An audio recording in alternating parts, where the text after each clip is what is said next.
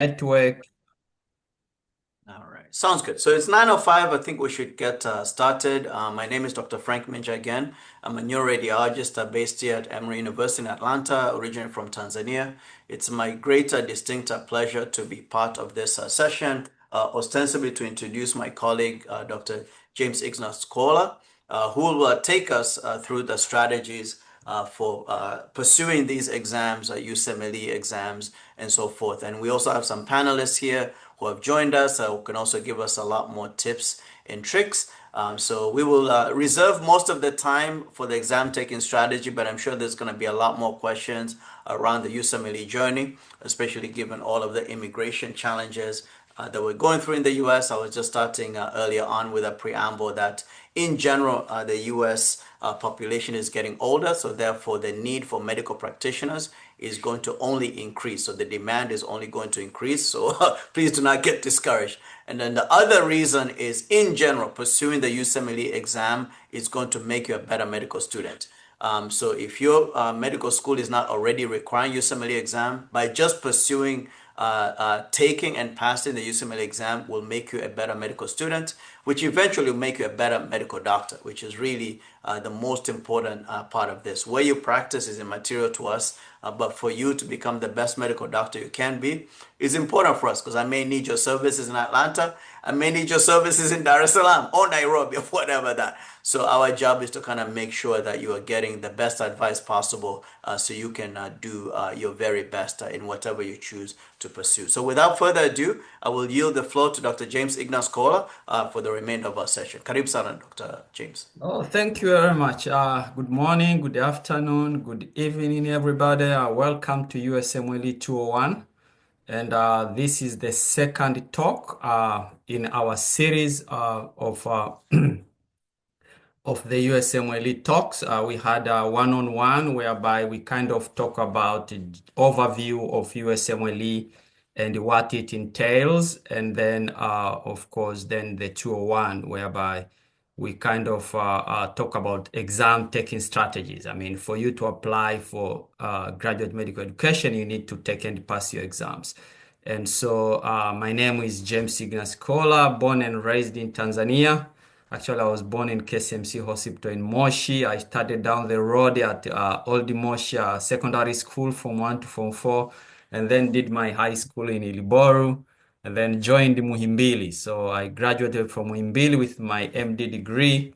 I moved to Kenya, worked there for 2.5 years in Mombasa, Kilifi, had a good time in Kenya with Kemri Wellcome Trust, and then I came to the US to do my MPH. So finished my MPH, started working in HIV drug and vaccine trials, supporting sites across Africa, Asia, and South America. And while doing that, I really missed the clinical medicine. And so I just wanted to get back to the bedside. And I decided, this is what I want to do. And I dived in, kind of prepared myself and finished my exams, applied, and I completed internal medicine, preventive medicine residence program. So, and I've been working in graduate medical education, kind of, recruiting, training, and dealing with residents. And as I've been doing this, we are trying to reach people one-on-one, kind of somebody knows me or know Dr. Minja, and we'll reach out and then, we will tell them, the talk that I'm giving you on 1 and 2, we'll talk over the phone for like 1 hour, 2 hours, and then you finish a month later, you ask, do you have USMLE number? Oh, I'm still waiting on something. And then they even don't move. And so it was becoming exhausting. I was so tired, like I don't want to do this. And then Frank came with this idea, why don't we use Zoom? We can reach everybody. And the aim real of us is try to reach the unreachable. Believe me, each one of you, once you register, you give us your email, you give us your contact. We are there supporting you 100%. I don't care where you come from, northeastern Uganda, or you come from the mountainside of Rwanda, or you come from where. Nothing gives me pleasure than meeting an excited, interested, knowledgeable medical students because I know they'll be better doctors, and when I need help, I'll get the help that I need. So not having stroke and then you are being treated for UTIs. So It's really important, and that's what we try to do. And what we believe is people who prepare for USMLE, even if they don't do graduate medical education, their knowledge is better and they are better doctors. So, in order to streamline my things, I will try to kind of bring up my slides and so that I can be systematic as I kind of explain this. Uh, just a moment. My slides is good. So I have with me, I was expecting to have all these panelists, but Will Broad, I've not seen him yet. Is MD5 actually in Barara, and he took his step one after he finished his MD3. So he's a very good candidate in terms of the way he did things and a very good resource, but I don't know what happened with him. I have here Mohammed Omar with me. He studied from University of Nairobi. And also he took his step one after he finished the MD3. Mohammed matched this year. He's going to do internal medicine in Missouri. We are excited for Mohammed. He's here. He will answer your questions and share, I mean, the real experience of what has been transpiring. Uh, I was expecting to have Kevin Govi. So far, he has not joined as far as the people have added. So he's from Tanzania originally, started in Muhimbili. He marched this year. July 1st, he's going to start internal medicine in St. Louis. And then I was expecting to have Habib Luziga, who is, I've not seen him yet. He marched 2 years ago, so he's PGY2. In July 1st, he's going to be PGY3 and he's also from Tanzania, studied from Tabora High School. I have here with me Hesbon Magacha, PGY3. Hesbon has been with us from the initial inaugural session 3 years ago when he was PGY1. Is currently PGY3, graduating in 2 months. And after his residency, he's going to do fellowship in gastroenterology. So he's very interested in gastroenterology and is gonna do gastroenterology. And so congratulations, Hesbon, and thank you for being here with us.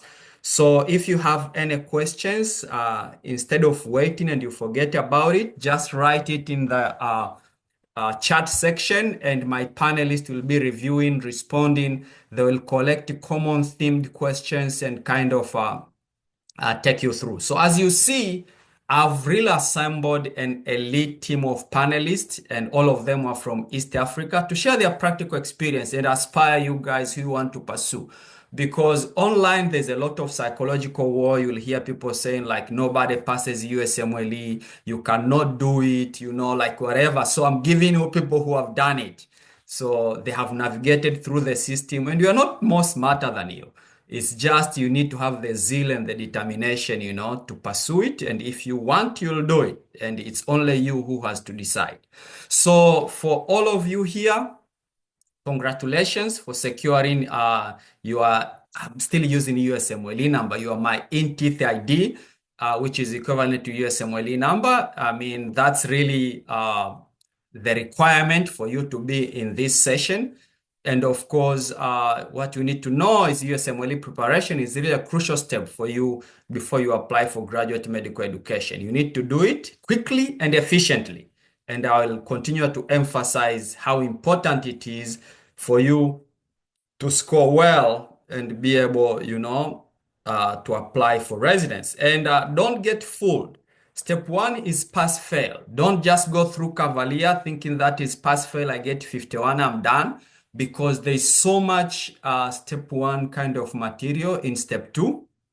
And so you being in a position whereby you prepared well, it will kind of enhance your step two score and make you, a stronger candidate when you're applying. So the strategy for you preparing varies depending on your current status, and I bolded that, meaning that the status is either you're a medical student or you're already graduated. What I've noted as we are moving from year one to year two to year three, we are now mostly reaching to medical students. We are having most of the people as students, and so when you're a student or you have graduated, the way you prepare can be a little bit different. So I'll try as much as possible to share proven ways, the things that, I use to prepare and which were really useful to me so that you can pick on the strategy and you don't have really to reinvent the wheel. And what you need to know is when you go online, there are so many strategies out there. Don't waste your time jumping from strategy to another. Just take it what you have and work on it. And when I talk about graduate, whether you graduated last year or you graduated you graduated last year or you graduated 15 years ago, your strategy of preparing is the same. So I want you to listen, stick to a plan, and kind of work through it. So I've really worked with, although I prepared this as somebody who had graduated already, as I said, I had graduated, finished graduate school and worked. But I've shared these principles with some medical students who are kind of preparing and struggling in their preparation, and they did very well. So it seems it's a system that works and has been showing results, and so it's a proven way. So what you need to understand is you cannot sleepwalk into USMLE. You need to have intention, you need to sacrifice, you need to be there, committed, and work real hard, through to kind of ensure that you place yourself in a way to succeed. And you need to put your sincere effort. You don't lie to yourself. Once you decide this is what you're doing, commit 100% and get it done. But if you kind of keep fumbling, you don't have 100% buy-in, you won't be able to succeed. And the number one person you should convince yourself that this is what I want to do. The way I had a revelation, like, you know what? I want to go to the bedside. This is what I want to do. And you just go in 100%, you'll get the results. So, as I said, there are millions of opinions online. Make sure you just pick and stick to your guns and work on it. Consistent is key. So don't switch, keep jumping from one strategy to another. You need to pass your exams, you need to pass them early. Applying early is very, very important. And years of from graduation is important parameter that you need to observe and prepare. So I'll give you example. If let's say I'm working, I'm doing my work, I'm a teacher, let's say I'm teaching biology and I'm 60 years old and I learned, you know what, my dream was always to be a doctor. I take my MCAT, I go to medical school, I finish medical school, I apply for residence when I'm turning 65. I'm considered a fresh graduate because I just graduated and I'm applying. Meanwhile, if you are 32 years old and you graduated from medical school when you are 23 years old, you are 9 years post-graduation, and that 9 years post-graduation put you at disadvantage compared to somebody who is 65 and graduated this year. So we don't segregate according to your age.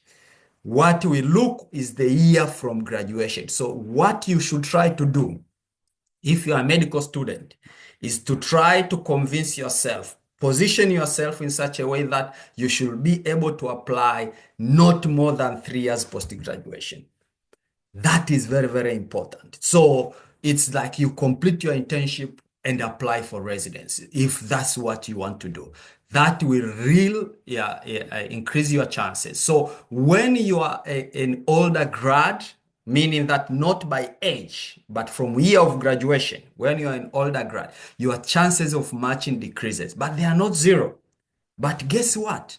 If you don't do USMLE, your chances of matching is zero because you don't have you cannot do graduate medical education without doing USMLE. So that's the only place where you get chance. I didn't even update this slide because First Aid releases a new version each year.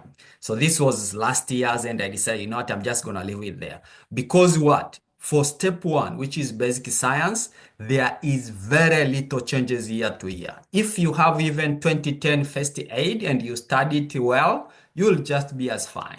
So the key thing is get your First Aid, And the one which you get, just work through it till when you take the exam. Don't bother like, oh, this is 2022 now, it's 2026, I'm trying to get a new version. Just invest that money in your preparation materials and move on. What you want to do is, other people get a soft copy. I'm a paper person. I like reading paper books. So, whatever it is, if you get a hard copy, make sure you read it much. By the time you're taking your exam, you should have read your first aid not less than 5 times. So it's very, very important. And I'll try to explain how do you read. And when you read, you annotate, you highlight. By the time you're taking your exam, this should be like every line, whatever it is, and what is going on. So for medical students, now you need to get your first aid. You know, you read the first aid as you go through different academic years. Let's say first year you do anatomy, physiology, and histology. You read those from your snail and your other books, and then you read your first aid on those topics. When you go, you do microbiology, biochemistry, and everything. You are studying and also you are reading from your first aid to kind of bring it up. So use it as supplemental materials. And most importantly, if you are a medical student, try to get your the Kaplan notes and videos. And so as you're going through the topics, as you're using the conventional books, use the Kaplan notes and videos to it will help you study in a way that you are doing applied clinical. So the basic applied sciences. So it's not, the USMLE is mostly applied. So it's not memorization. ATP is made in dash dash, you feel mitochondria. No, they ask questions that involve a clinical component, but answering the basic question. So the way the books are written, which we read, they don't really integrate these, and these materials kind of help you integrate and kind of remember things well. So the Kaplan Notes First Aid, use them as regular supplemental materials are going through medical school. It will help you integrate things, the basic science into clinicals, and it will make you understand. Because I remember when I was doing my MD2 and I'm doing pharmacology, I'm learning about sympathetic and parasympathetic medications. I was trying to memorize. I never understood it at all.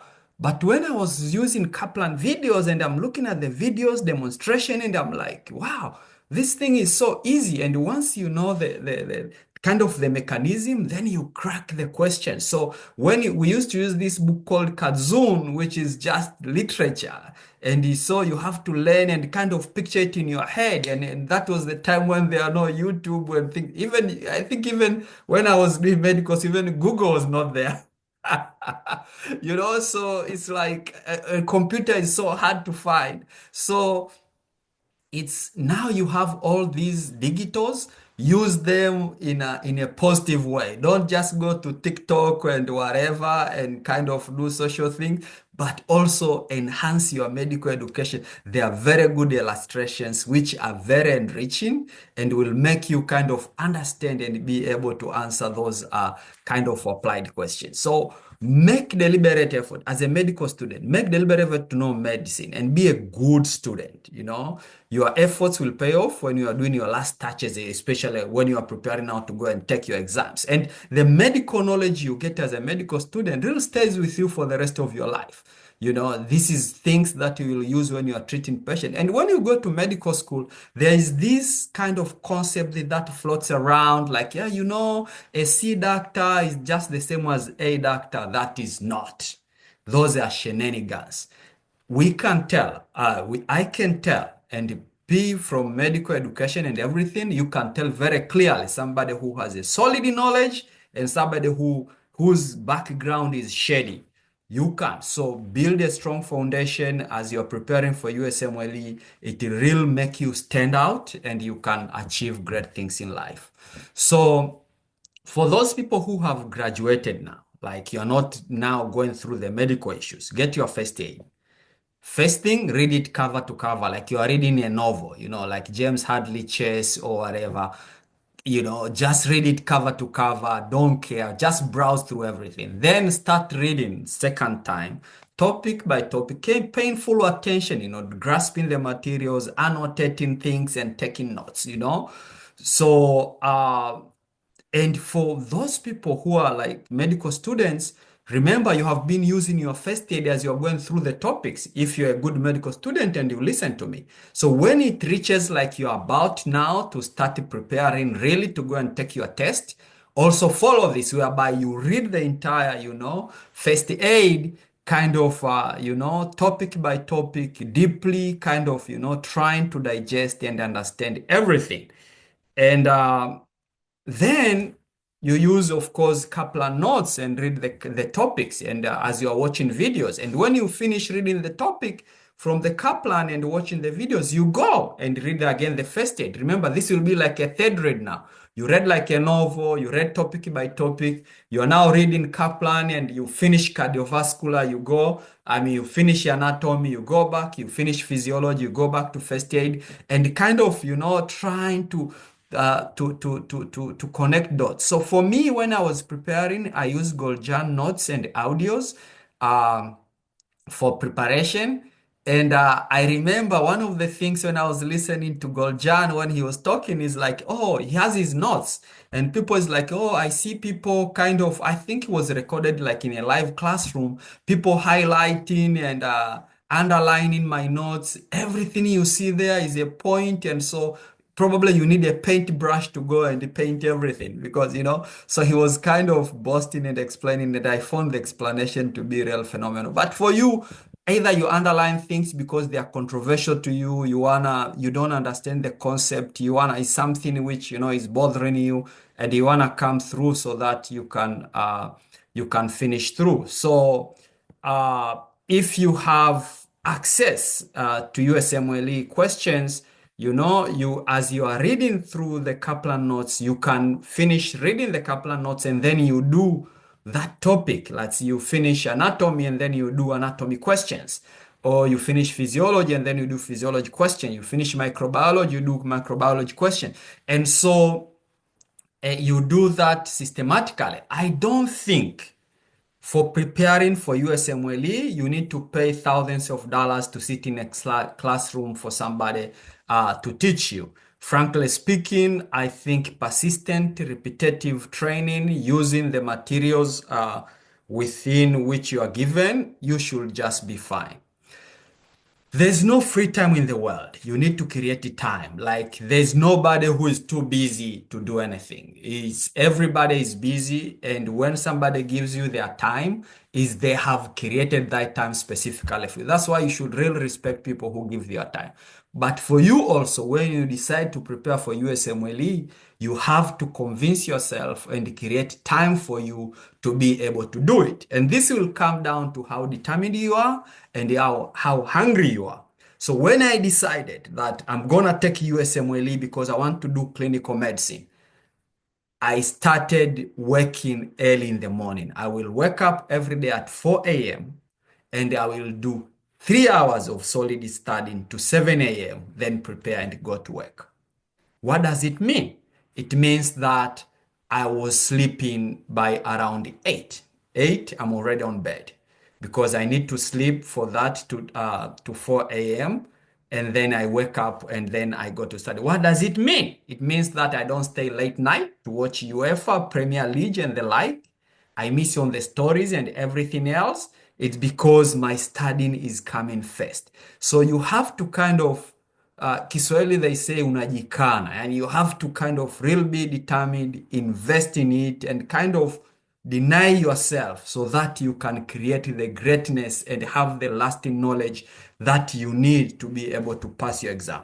So when you study early in the morning, it means you pay yourself first. Before I go to work and work for my employer, I've given myself 3 solid hours.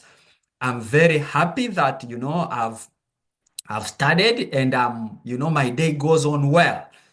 So you need to change your lifestyle because sleeping is very important part of studying. For you to be able to process that large amount of material, remember them in the long term, you need sleeping to kind of get into those deep REM sleeps in such a way that your material arranges well in your brain. You cannot be partying, you sleep for 3 hours and then you go and study for 6 hours. Everything will go through your eye, from your eyes to your ears and get out. It won't stick in your brain. So it's very, very important. And when you wake up early in the morning, 4 a.m., don't touch your phone. Don't go to WhatsApp group. Don't do anything. Don't look on Instagram. Don't do, just sit there and make yourself productive. Your brain is fresh. You have slept. You will real grasp the material real well. And that's the other advantage of doing that. So when you do that, you're happy because you know what? I've done what I was supposed to do. For me, when I was preparing for the exam, my worst day used to be when the day will go and I have not put in the time that I expected to put in. I'll really feel bad. So I will suffer through it. I don't wish it to anybody. So even if you're tired at the end of the day, you're not guilty. So during the hours, the 3 hours I put in the morning, those are basic, fundamental. During the day, if I have time, then I can squeeze in another 1 to 2 hours, and that will help you kind of cover a lot of materials and be ready. So on the weekends, now you squeeze in long time. Like me, I used to go to the library and I'll do 8 hours on Saturday, and then Sunday I'll relax. I'm not studying, sleep early, wake up 3:45, 4 a.m. on Monday, ready to go over again and over again.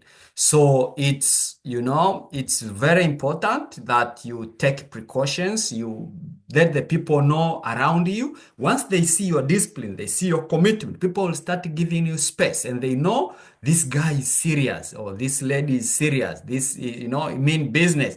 And that's where people will go above and beyond. Even when you're short of money, they will give you because they see like my daughter is awake every day at 4 a.m. Like, you know what? People will take notice of that. So that's how you show that people you are serious, you are committed, that's what you are calling and you're trying to do it. It's normal when you're studying, like you're studying biochemistry, you feel like you know everything. And then 3 topics later, you are doing microbiology and you try to remember, oh my God, what do I do remember about biochemistry? And you feel like you don't know anything. As long as you put in enough efforts, you are fine. Don't let that swear you away and think like, oh, I don't remember anything. As long as you're truthful, you're committed, you're doing it in the way, the materials are there. It's a common feeling that comes through. My recommendation, again, I insist, do not pay for and sit for a class to be trained. You need to systematically study the materials, use the resources available, and you should be fine. When you are done with the topics, one by one, like you finish all your basic sciences, then you can now come into gear to start taking the questions and move along. And why I say don't bother to go to class. I mean, even if someone can explain to you Krebs cycle, and still for you to remember it, you need to sit down and study more about it. There's no way that somebody will tell you and all of a sudden you remember everything that is there in the Krebs cycle. And these classes, they are very expensive. Some they go as high as $10,000. If you invest this money in materials, you don't need even this all money for the materials. You'll be real fine. So, and I just took it like, yeah, you can pay me and I'm teaching you Krebs cycle and I'll quickly take you through this in 3 minutes and I'm done. I'm moving into other things because you're trying to cover the entire basic science, schedule in like 60 days or 90 days. And so really is rushed through, but you need to sit down, you need to study them. There's a lot of materials in the internet, there's a lot of things.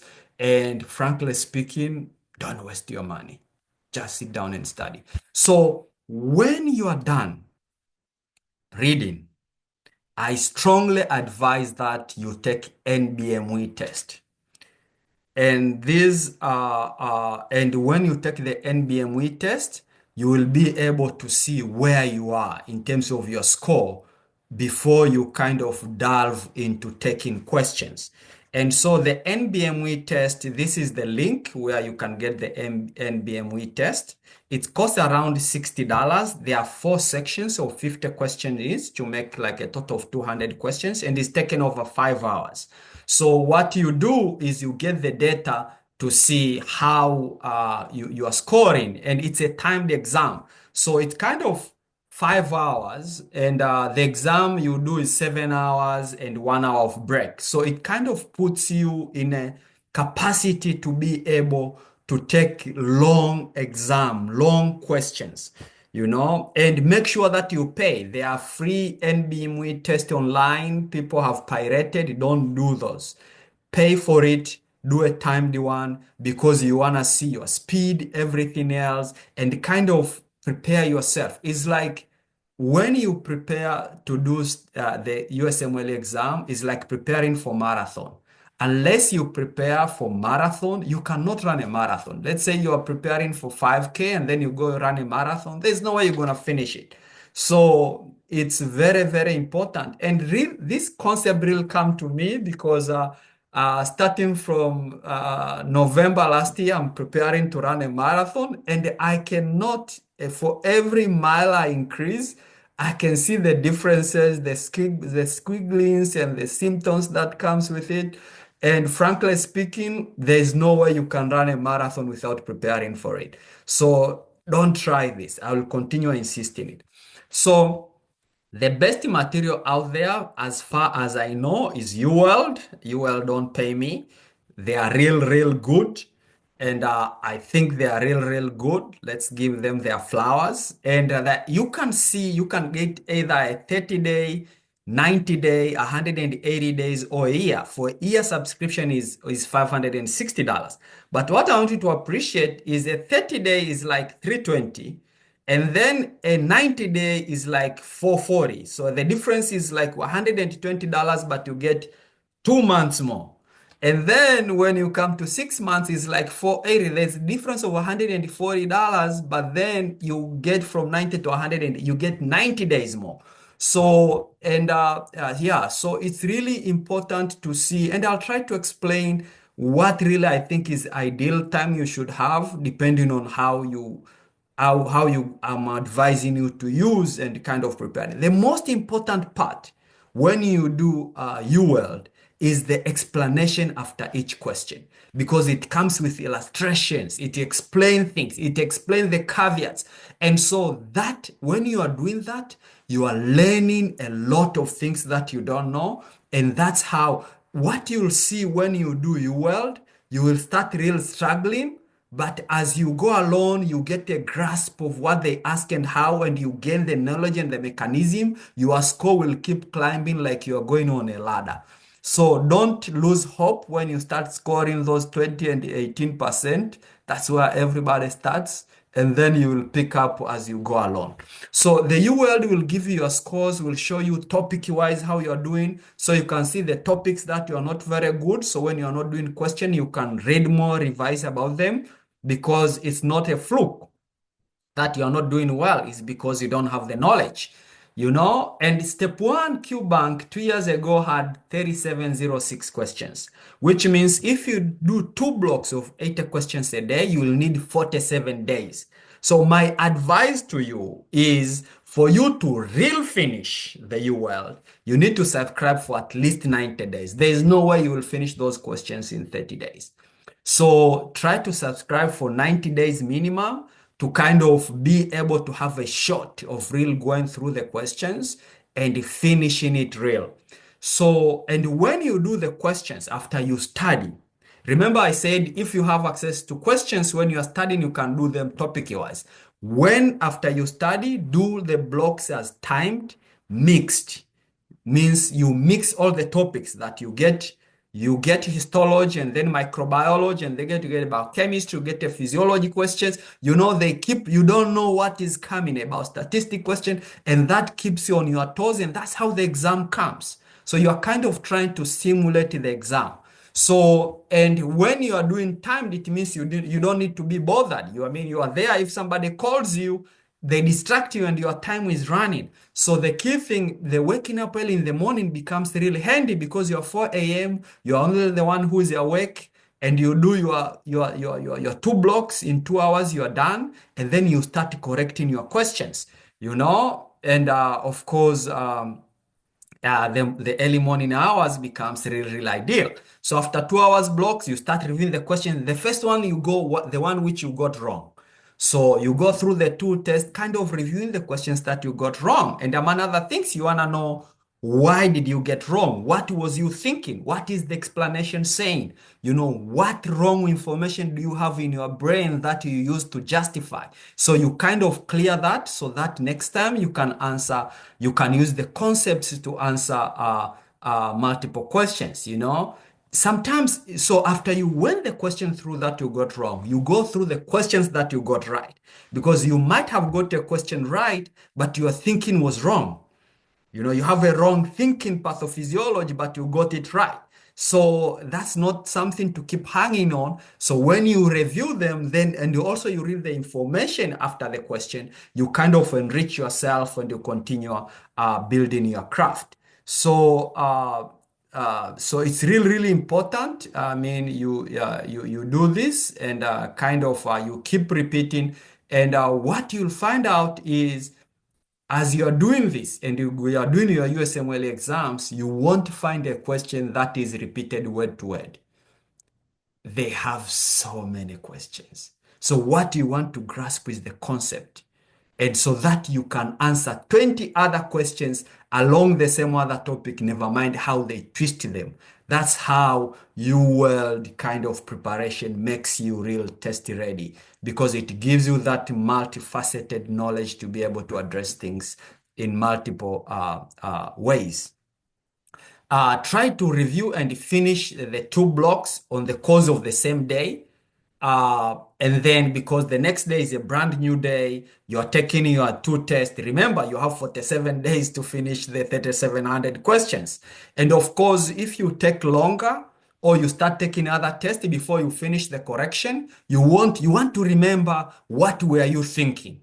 So when you repeat early, it kind of the memory is still there, and that helps you remove, the curare, the poison that you are thinking about, and kind of put the right knowledge in the background in such a way that you can use it in the future and carry yourself into advantage.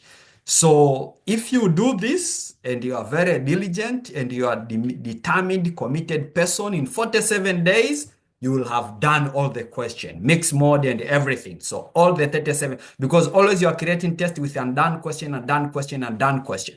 And then when you reach here now, you'll start creating question using the questions that you got wrong. So you go mixed, wrong questions. They give you 40 questions. You do mixed, wrong question. They give you 40 questions. You do. And then you go the same way. You correct. You first look at the one which you are getting wrong for the second time. Why are you still getting it wrong? What is going on? What is the information that you are missing? But also you browse through the questions that you got right, just in case there's something that you thought differently to kind of highlight your knowledge. As you are going through this, you'll start getting concept of things that you don't understand, the types of shocks, cardiogenic, distributive, obstructive, what it is, preload, afterload, what is perfusion, what is the, so kind of you get, and as you are doing this, you're also annotating, you are putting sticker notes, you are putting things. So when you are going through the wrong questions, it will reach a point whereby all the wrong questions, you get them right, which means your UWorld will write 100%. You have done all 3706 questions and you are 100%. Then here, that's when you say you are finished. This is a real finish. So you are finished, and now you can take another MBME to see where you are. And if your marks is acceptable, then you go and take your test. If not, then you start looking where are you weak and kind of maximize. I think taking the 2 block test mode kind of gives you a stamina. It makes you be in a test taking mode and kind of give you the skills of answering questions. Remember the way we train in East Africa, we don't use MCQ questions. And as I said in step 1, I never respected MCQ questions because we used to have short first degree level of knowledge question, memorization questions. UWorld is long, third degree level of knowledge, kind of well-written MCQ questions is a very good way of testing the knowledge. So when you are doing this, test mode time, you are kind of is like preparing for a marathon. And what I tell people, which I didn't put here, as you are nearing the exam at some point, if you can reset your test or somewhere as you're going towards the end, you can take a day and simulate taking 7 blocks. like the real exam day with an 1 hour of break, whereby you go like you take the first two blocks, you take a break, you come, you take a third block, you come, till when you finish 7 blocks, and then you start correcting them. What do? You simulate the real exam day. And that's really, really important because that's how you prepare and that's how you can maximize your capacity. Like when you go there, you're not gonna feel like a deer on the headlight. After 3 blocks, you feel like, you know what, I want to quit, and yeah. So try to, if there are topics that you're not doing well, then you go and reread the materials. Probably you don't understand it well. Read the explanation, trying to find things, and then come again and take another NBME and see where you are. Your NBME really reflects. For me, it really reflected my test scores, and I think is a tool, I mean, which is real good. So I've just indicated here where the 90 days, it has one self-assessment, which is like a 4 blocks, which you take them like real test. So at some point when you are done with doing all the UL questions, you do the self-assessment and see where you are. If you have taken for 180 days, the 6 months, it allows you one reset. What does it mean? Is it that the first 3 months, for example, you can use it as you are reading and you are doing topic by topic as you are going through, and then the last you do a reset. When you do a reset, it becomes like you have never done it, and then now you start taking them as a block mixed and kind of go through the way I walk you through till when you finish all the test. So 90 days does not have a reset, 180 days have a reset, and so which means when you go through the second time, they call it a second pass. So people will do that. They put a reset button and then start taking the questions again. And kind of, they call it a second pass, and kind of you see how much you retain, how much are you scoring. You have your scores, you can compare and see how you are kind of building your skills.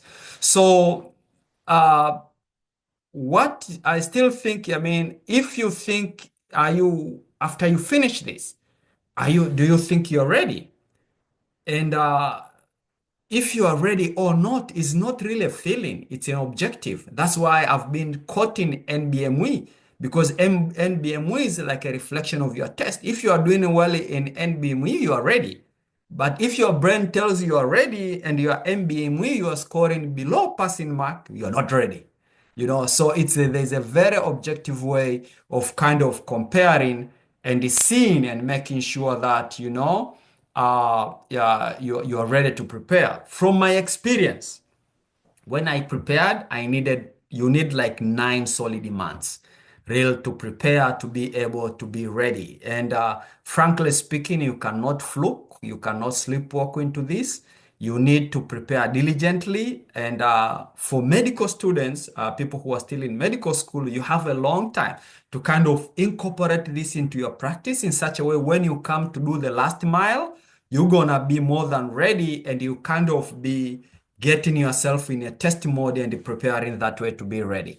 So the last intense, even if you are studying your USMLE from year one, from medical school year one, for 5 years, you still need the intense preparation towards the end so that you are in a test mode and ready to take your test.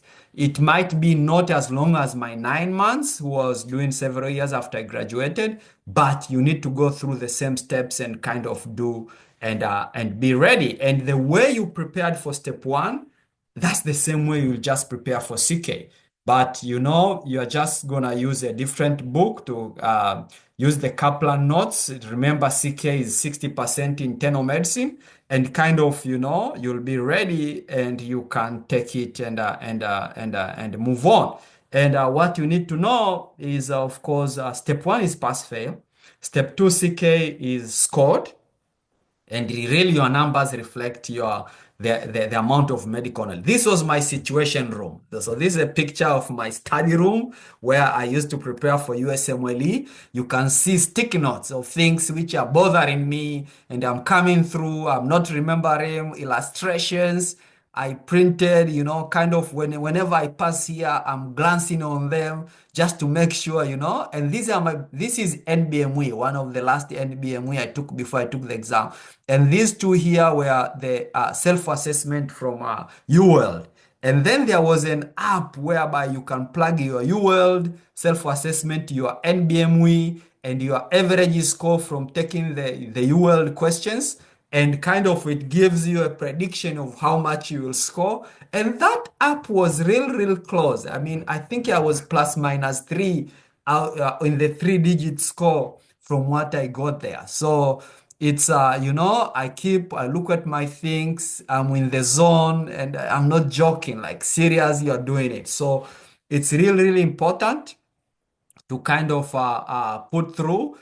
These were my daughter. I think she was then in first grade, and they did the handprint, just some things to motivate you. Like, why am I doing this? I have some souls to raise, and I need to be able to do things. So it's really important to motivate yourself, convince yourself, and work on it. Uh, as much as I spent a lot of time talking about preparation for USMLE, the exam is not hard. And I put not hard in bold and inverted commas. If you follow instruction and prepare as required. Why? 98% of US medical graduates pass USMLE in first attempt, which means only 2% fails. Do you know people who finish USMLE, they finish residence when they do American Board of Internal Medicine, 15% fails. Only 85% pass mark in the American Board of Internal Medicine exam. So it's like this is 98%. So it's real the people who fail among American medical graduates, the people who have real like some issues come through. So, but you need, as international medical graduate, you need to prepare. If you don't prepare well, if you don't follow what I've been explaining to prepare, I can guarantee you will fail. So the 2% will not apply to you. So it's very important that as you are preparing, you go, you listen to this recording again, you stick to the strategy, you prepare well, you follow the things, you make sure you pay for NBME and do it. You make sure you pay for UWorld and use it. You use the UWorld as told and you follow through. You check yourself that you are ready. You go and take the exam. You will pass. If this is the exam, when you go to take it, I'm going to pass because the numbers have been showing it and it's not gonna dovetail. You're not gonna get something different. My heart breaks when I get messages from people who preparing and they share and they tell me that they have failed, And when they send to me, my first question is, how did you prepare? And this was a person who sent to me that they have failed. And what they told me, they read through first aid once. And then they did NBME online version and they did like pirated questions for UWorld. They never subscribed for UWorld. Now you pay $1,000 for exam and then you don't pay $300 for preparation or $60 to take NBME to see that you are ready to take a $1,000 exam. I think that is a bad investment. So for you, having right preparation materials is part of your preparation and in making sure that you prepare the right way. I cannot overemphasize it. So it's very important. And when you fail like that, I don't know if you grasp, if you look on the slide before, the score of this person was here. This is like 50 standard deviation. It's like whatever. The mean is here. Passing mark is here. This person is here. Towards the end, like it's close to zero. What happens when you score like that? They have written in the USMLE website, they can ban you from doing the exam. And so what they do, this person was suspended for 12 months. And he's like, oh, I don't know. You didn't tell me that I can be suspended. And I'm like, I'm not expecting to teach you everything. Just Google. When you go to USMLE and read, you'll find that information. So this is a policy which is there. And I never knew like it's acted upon until I saw this person telling me I've been suspended for 12 months. And guess what? Why do they do it? So when you score as bad as this person, like you score like almost like 2%, what they think is like a plumber took the USMLE exam. Like you are a son of a minister somewhere in a corrupt country, and your father heard that if you do USMLE and go to the US, you'll be successful. And they decided to bribe and have their son have a medical degree and go and take the exam, but is not a medical student. And that's how you score like 2%. And so what they think is either you didn't prepare at all, you don't know how to prepare, or you're not a doctor. So they give you 12 months, they suspend you for 12 months, assuming that for 12 months you're going to prepare. And if you take exam again and you score the same low standard deviation, they ban you for life. Like you cannot use the same name and everything to ever take USMLE exam because you are playing with their mean and everything. You are dragging the mean down and everything else. And so it's really, really important. So this person, because they did online version, they never did a timed exam. So what my thinking is now, when I was listening, I'm chatting and I'm finding out what is happening, is they started panicking in the exam. Is that notion of running marathon while I've been running 5K. And so you start panicking in the exam, and like you are in the 10th question, the time of the block has ended. You have never done a timed exam in your life. You're gonna fail miserably. So this person told me, like, you have to make sure you tell people you never told us. And I'm emphasizing, I'm not doing this. It was so painful to see. I'm smiling right now, but I really don't want you to fall a victim. I don't want to get another message of somebody has failed miserably, is being suspended. Just follow the things and do as you are told. Don't improvise, don't discover things. I cannot overemphasize this. So when you go to CK exam, you just do like step one. Of course, I mean, you take your step one, 3 to 4 weeks, you get your results, you pass, you start preparing for CK. You use the same consistency, and if you prepared well for step one, you need like 6 months. You are ready to take the exam. There's a this master the board question, and you use for preparing. What you have to know is CK is scored. Currently, the median score for American medical graduate is 249. So what you want to try is to beat the median for American medical graduates. When I was taking my exams, the median for American medical graduate was 225. So it has been increasing with time. Always, if you Google median of American medical graduates for step 2 CK, you will see it. You are trying to beat it because you want to show you're within the average of the class that is coming, and that gives you, what it is. So Master the Boards by Conrad Fisher is the best preparation book. We don't have first aid for CK. And when you take your scores really determine if you can get what you love. Because if you look through, you will see that plastic surgery, orthopedic, ENT, dermatology, people who are matching have median score of more than 250. So the deep blue are the people who matched, and then this color, the people who did not match, who applied for the same specialty. What you see is the big difference between those who match and did not match in terms of the scores. So scores is everything, and it's very important that you see the median American graduate who matched orthopedic is 250. Now you're coming as international medical graduate, you have 210 or 220, and you are telling me you're applying for orthopedic. That's a joke. So you have to see what specialty do you want, what's the median score, to try to be there. And the key thing is not that somebody who has 220 cannot do orthopedic. It's an issue of demand and supply. The same way as when we are finishing medical school in Tanzania, we just have one medical school, Muhimbili. And the top of the top used to go to Muhimbili. You don't need Division 1 to go to Muhimbili, but if the people who applied, they are ending at Division 1, 6 points, you have your Division 2 of 11 points, there's nobody will take you and leave someone with 6 points. So the same way, so the more you pass, the more the chances of getting what you want, given that, you can stand out. It is not that you won't be able to do, it's just is an issue of demand and supply. So use the resources, use the strategies to make sure that you don't have attempts. Attempts is when you fail and you retake the exam. So if you are here and you have been told these tricks, there's no way you should join the 98% who passes in the first attempt, although you're not an American medical graduate, and move on with your life. So it's very important. So most people fail because of lack of strategy.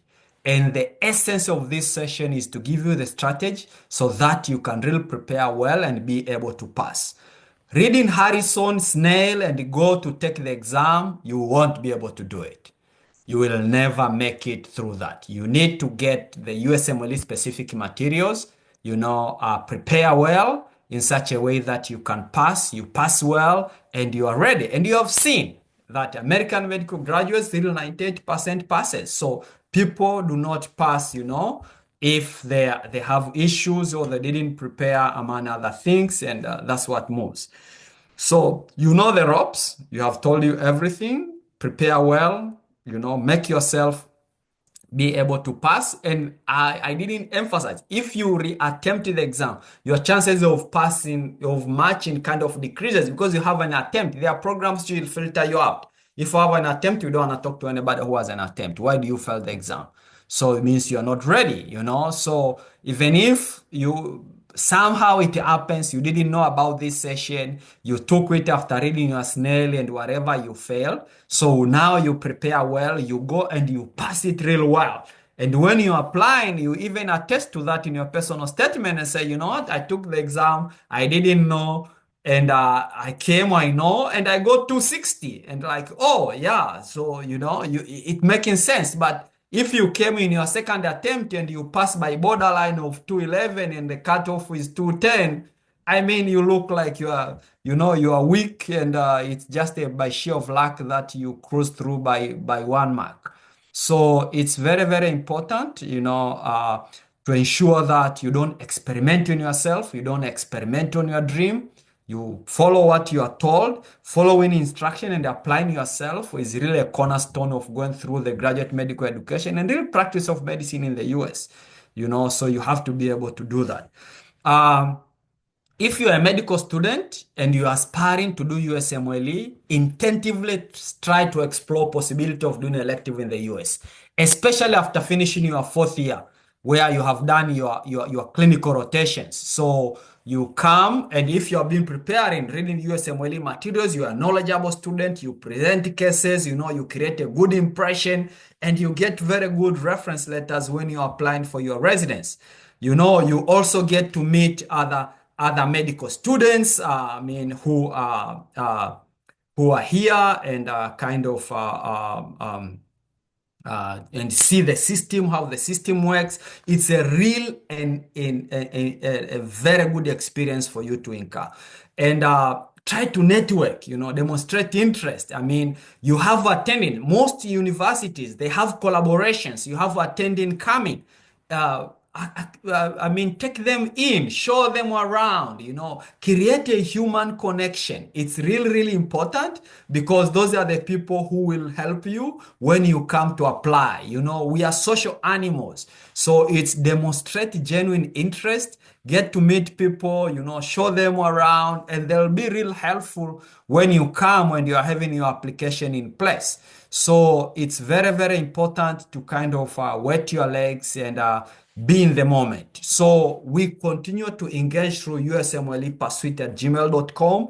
This is our go-to email. You have question, you have anything, Google before you ask. Make sure you Google, you find. When you come, you present, you have some options. Don't just, I'm looking for this. How do I do this? How do I get my INTI 3D? I never went through my INTI.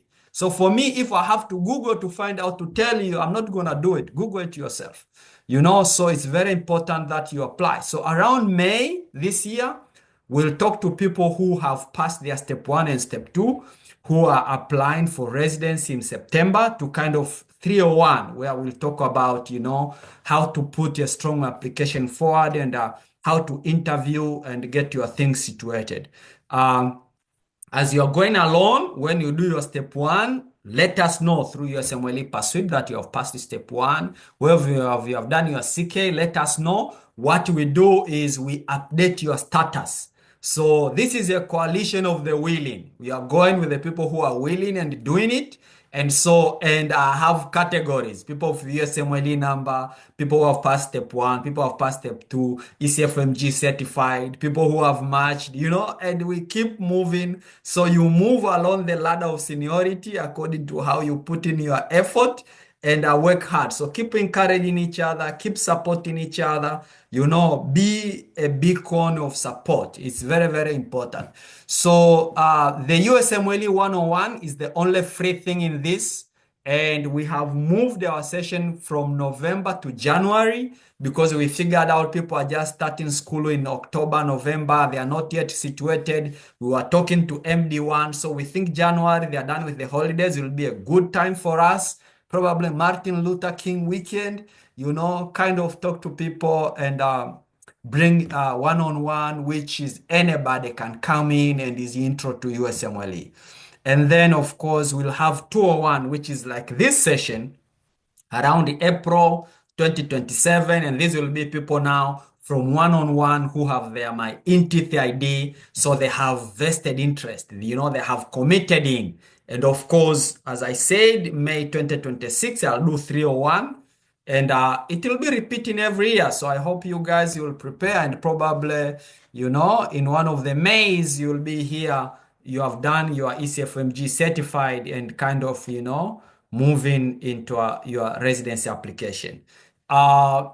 If your colleagues decide to pursue USMLE, gets their My INTITH ID, tell them to forward to USMLE Pursuit. And kind of they can be brought in the cohort, they can be helped. And of course, we can move on. So it's interesting to hear. I've passed my step one, I've done my CK. People sometimes they'll share their scores. This is what it is. And it's enriching. It's enlightening to see you guys you're working through and you can get the support you need. Mentorship does not stop. Those people, even when you finish residency, you're applying for fellowship, there are things you'll be told by people ahead of you how to navigate through and move on. Even when you are getting your first contract, like what are the minefields in the contract? What are the things that you should look and make sure that they are not there? And which, if you're not informed, you just go and sign and you're committing yourself to things which we don't do. So you're not supposed to do. So in real sense, it's your effort that will make you kind of move across the ladder. And we believe in the Darwinian theory of survival of the fittest. So there are people who will be lost. Just to give you perspective, for one-on-one this year, which we moved to January, we had more than 1,000 people registered. Only 65 people showed up for the session. We sent the videos to everybody. And from those group and everybody, the My INTITH ID, only 16 people send My INTITH ID numbers. And, now you pay $100 to get My INTITH ID. USMLE ID used to be free and still I used to get like 7%. Now I'm going to, 16 out of more than 1,000 people. That is less than 0 point something percent. So it's very interesting. It's a natural experiment going on. But once you decide, real pursue, if you decide to do, we'll support you. It's your decision to make, but nobody is gonna kind of bag you, do whatsoever. It's your choice to make. And this is the contact list in the USMLE Pursuit, ECFMG certified. This was like 1 year ago, 2 years ago. I've not updated, but I'm showing you, like I have groups. Even when I go, I send for 201. I go to people who have USMLE numbers, My INTITH ID. I think I sent to 41 people. I think only 17 people registered to come for the session. So it's fine. I mean, it's just, the less, the merrier. We can intermingle, correct, support you and move on. The key is to avoid noise. Avoid people who, they don't know what they want. Yeah, they are just looking for what is wrong. The glass for them is always half empty. For you, see it as half full and work on that. So I need volunteers for people who are here, at least 2 from each country. Just email usmlepursuit@gmail.com. Let me know because I want when it comes to the end of the year and I'm trying to send dissemination for one-on-one, you can kind of disseminate in your medical school for the people to kind of register. What the key thing is we want everybody to get information and and we support everybody. Our aim is to reach the people who don't know us and motivated people who know what they want and help them reach their goal. That's really the essence. And Nyerere used to say to plan is to choose and kupanga ni kuchagua. So, it's you choose to do USMLE, do it. You don't choose to do, don't do it. But don't stay there lukewarm. You are touching, you're staying 2 weeks, you're not doing anything. Then you come, you waste your time. Don't lie to yourself. Convince yourself, go and do it, and you do it, we'll support you accordingly, and that's how we move. So I hope to see you guys in May 2027, done with your steps, applying for residence. And nothing real gives me pleasure than to meet, motivated, young, knowledgeable medical students, who are keen, want to pursue their dreams, and we are ready to support them. So thank you very much. We'll kind of go through back, take questions, and see how everybody, I hope nobody is sleeping. No, fantastic, fantastic presentation, Dr. Ignas. I hope our participants will ask many questions. Maybe all of this stuff is clear, but again, this is for you. So I hope if there are any burning questions, we see some of them in the chat. Certainly, we want to make sure we address those. And again, we do want to make sure that the message here is that this is very doable. And that's the key. And hopefully you'll hear that from the participants as we go through our co-moderators and panelists that these are people just like you, and basically all of you can do this. And that's really the message here. Where our people in East Africa probably fail is where they don't really follow these time-proven strategies. So that's kind of like you're running a marathon and you haven't put in the time to prepare for the marathon. And then you're wondering like why at mile 5 you're kind of basically conking out and like passing out of the marathon. So that's really the idea here, is to demystify this process. One more thing I wanted to just emphasize before we go into that is that a lot of the selection is going to be sort of computer based, right? So that's why these numbers are very important, right? So when you submit your score, the program director is not going to see all applications. They will set certain thresholds. So they may say, I only want to see applicants with a score of 240 and above. And so basically, automatically, if you don't hit that threshold, you're not even gonna make it anywhere. Like nobody's going to see your application. So really, the idea here is to do yourself the best favor by making sure at least you get your foot in the door, where all these other things about observership, experience, research, and all of that will come into play. But you can do all of those other things. But if your score doesn't get you in the door, then nobody cares like what all other great experiences you have to bridge into that. So I just wanted to put those comments. And again, I hope you guys are inspired. I see many people here are medical students, which is really fantastic. I think people are kind of shy, but it would be nice to know how many people are graduates and how many people are still in medical school, because that will kind of allow our panelists to make sure that they address our comments appropriately. As we move on, we want to be reaching out really to MD1 and MD2. So that way you can incorporate studying with the first aid book with your medical school studies, just like the US medical students do, where they cover the step 1 during their first 2 years of medical school. So ideally, our people will also kind of like, get exposed very early to the first aid way of thinking and the USMLE way of testing. And so that way, when you do decide to take the examination, this material is very, very, very familiar to you, and not kind of this like shock thing that you encounter just when you decide that you may want to pursue your training in the US. So I think maybe for the next half hour we go with our panelist, Dr. Ignas. What do you think? Maybe everybody gets 3 to 5 minutes, and then we can do And Q&A. can How do you you want make to do this? Wilbrod Athlore, can you make him a co-host as well? He's a medical student in Barara. He's one of my panelists. He came in a little bit late. He's still in the general crowd. Yeah, I think we Okay. can start with Hesbon, can share his things, and then we can kind of go around the panelists. And yeah, Okay. I see most of them came All in. right, great, great. And people here are sort of saying what would be really, it's great that people are putting in the chat. If you're able to edit your participant name, that would be like easier, but it's fine too. When you go to the participant list on Zoom, you will have those three dots to the right, and you can rename. So in that rename, you'll have the option to rename. You can just add and say like, MD student third year, first year, and something like that. So when we're looking at the participant list, we do get like a good idea of who is in the room. And that way we can target our comments appropriately for you. So either way, whether through the chat or whether through editing your name, that's fine. But Hesbon, Karibu, for your comments, and maybe we keep it to about 3 to 5 minutes. I ran again centered around the topic of preparing for the step one and just your journey. How did you prepare, and what tips would you have for our aspiring colleagues here? Karim.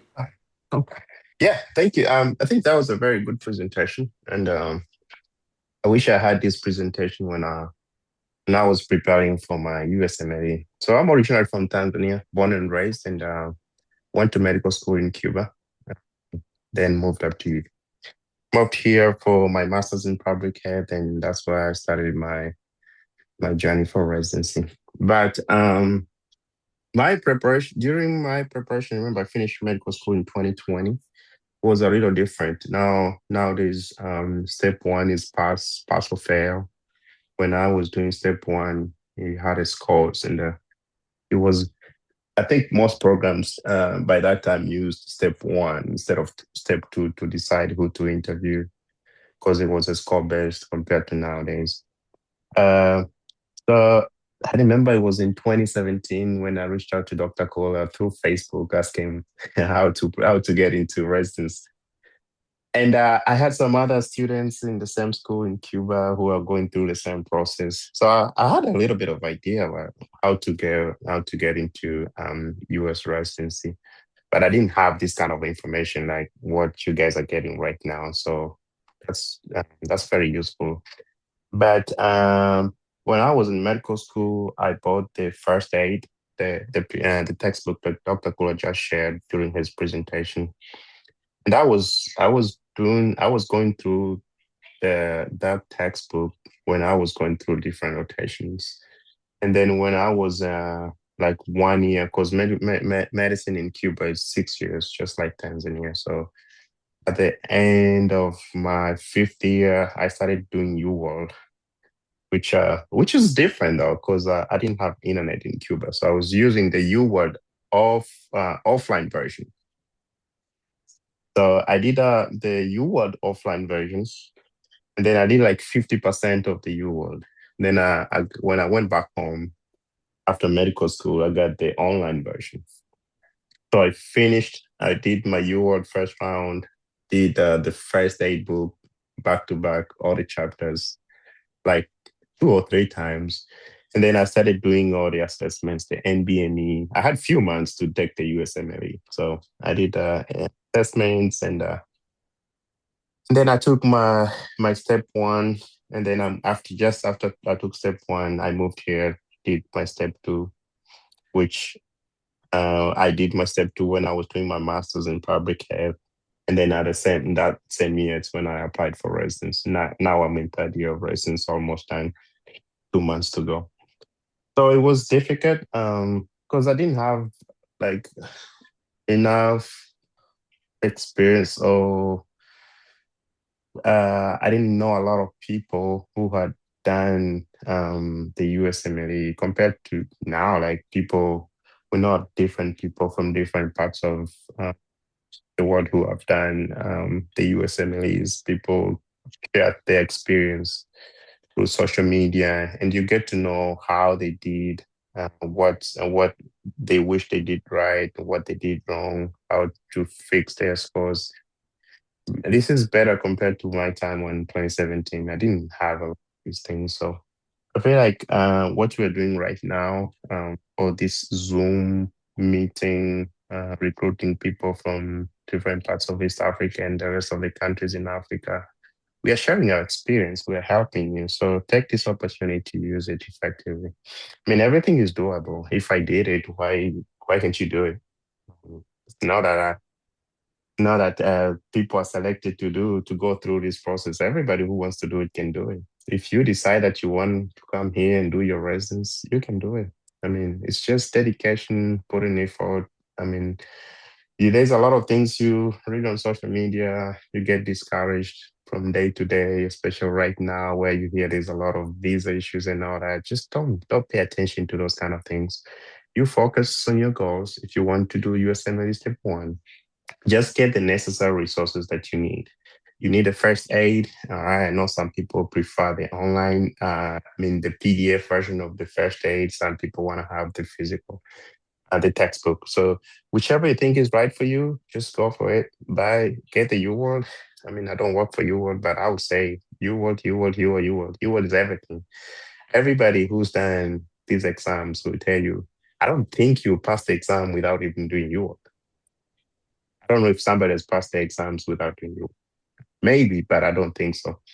So get the UWorld, buy UWorld, just do questions and don't rush. I mean, I know some people maybe have like, oh, I just had a friend like a couple months ago. He reached out to me. He's from Ghana. He was like, I want to do Step 1 in 3 months. He's out of medical school for at least 5 years. I told him like it's kind of impossible to do because I have to be honest with you. Like, if you are out of school for at least 5 years and you say you want to do USMLE Step 1 in 3 months, it's possible. You can do it. It's just pass and fair. You can just do questions as fast as you can and then go in there, pass. But then Step 2 will be a little challenging to you because there's a lot of basic information you need from Step 1 to be able to pass Step 2. So yeah, take your time, but don't take a lot of time. I know that some people say if you spend a lot of time preparing for these exams, then things kind of there's a lot like a curve. Like if you spend a lot of time, the scores start going down. But just get it, use your resources. Just do questions, do the NBMEs. It's possible. Husband, did you do it during medical school, after medical school? How was that? Because So usually the during question of timing always kind of comes up. So did you do it like which year? I don't know whether in Cuba you guys do it prior to clinical rotations or you do it after or something like that. No, I did my Step 1 after. After graduation. Yes, after graduation. Yes. Okay, so Just after graduation. Yeah. during internship year. Yes. So I finished like in June, July, and I did it in December. Got it. So just after graduation. Okay. Yeah, all these things are possible. I mean, you can do it. We're here. If you feel like you're struggling, you don't, something is not right, you can always just ask those questions, and we're here to help. That's what we're here for. Okay. I mean, yeah, everything is possible. That's what I can say for you. And I would love to hear, is the first aid book accessible in East Africa? I hope like some other people will comment as you're coming on, just to kind of like, so hopefully we're not saying things that are like impossible. It's like, yeah, you should get first aid book. It's like, where? Well, I think I'm not sure in Kenya if you can get it, but I know Tanzania there's no way you can get it. Maybe if you use the PDF version of it. Mm-hmm. Yeah, so I bought mine from Cuba. Okay. Yeah. Okay. All I right. don't So, know about Kenya if anybody knows if yeah, we I have. hope people will comment on that, but I think your comments are really spot on, and I thank you for emphasizing. And then lastly, I would say try to stay away from social media. It's very toxic. There's a lot of like misinformation there. One thing I would just tell you that the median age in the US is 67 or something like that, right? And the median age in the Tanzania or East Africa is like 37. We're like 30 years like younger, right? The point is people are getting old and super fast in the US. So what happens when you're getting old? You need more medical doctors. So that demand is going to be there, whether the politics change or they don't change. That is basically a fact. More people will need medical care, period. And that's really what we're preparing you for. You are the future sort of workforce. And forget about what social media is saying, forget about what's in the media, because that can get very discouraging. And as a whole, even in this effort, we don't have a WhatsApp group for you to just chat. Don't you like pinging me like when you feel like it? No, no, no. No, we're not gonna socialize. We're just giving you strategies. So we really try to stay away from wasting time because it's very, very easy to spend a lot of wasted time. And so you really want to protect your time. And social media is one of the worst offenders in terms of like wasting your time and feeling very productive, but you're not really moving anything. So that's great, Magacha. I want to give everybody another like 3 to 4 minutes. And then any questions you have, please ask them on the chat. So because we really want to end on time. So Karibu Mohammed Omar, and then the next person will be Wilbrod. I'm just going across my screen here. Karibu Mohammed, for your comments and really just focus on how did you prepare? What were the things that you want to give your advice on? Karibu. Okay, so hello everyone. My name is Mohammed Omar. I'm from Kenya, graduated 2023 and just matched into internal medicine this year. So, when you are flirting with a girl, you always say, "I wish I had met you earlier." And I think, Dr. Kola, I wish I had met you earlier because a lot of the information you're telling people right now, most of us basically had to figure it out on our own. And it was always trial and error. And there's something that you've said here that I need to reiterate. No one will hold your hand. I think even this is such a leg up as opposed to other people. So you already have the information in your hand and you are able to do it yourself. I did my step 1 in 2020. At the time, I had just finished study of medical school, and we had this 6-month break. So in Kenya, at the time, we had a lot of protests. This month, students are protesting, so school is closed for 1 month. Then lecturers are protesting, so 2 months. So essentially, we got out of cycle by like 6 months. So I had this opportunity 2019 until 2020 March when I had like 6 months. I knew I was going to be home, and I said, let me just do the step 1 because my cousin, he'd match into residency. He had been applying for he had been doing his steps. So he was coming and he told me, do this thing. There's really no job in Kenya. Unfortunately, he had struggled a bit with getting a job and stuff like that. So he said, do it, you'll have options. And that's what I love, options, more than anything in life. And so 6 months, I basically had to figure out everything from Reddit and online, which as I mentioned, I wish I had met you before. This would have been so much easier knowing this is how to do it. My experience in general is I took 6 months because I didn't have a lot of the clinical stuff. Our clinical is usually in our 4th year. So I had to basically learn the pathology and stuff like that. My advice when you're doing step 1 or any step 2 is simplify your regimen. 1, you want to have minimal resources, not minimal, but not too many stuff. If you read stuff from one book and you want to confirm it with another book, you'll only get confused. For me, I had 3 resources. I had Pathoma for my pathology, and because he goes over a lot of the baseline stuff there, I went over my first aid and then I did the questions, the UWorld questions. And those were my 3 things, and that's all I needed. You want to build your foundation first. So initially, without stressing yourself, you have to read. You have to understand the concepts. And it's funny, when Dr. Kola was talking, he mentioned how the books, you understand concepts that you are being taught in medical school that you didn't really understand, but you understand them when you're doing the USMLE. And I think part of that is because this is built for medical students here in the US where it's 4 years. And so they have to make it very understandable in a short amount of time.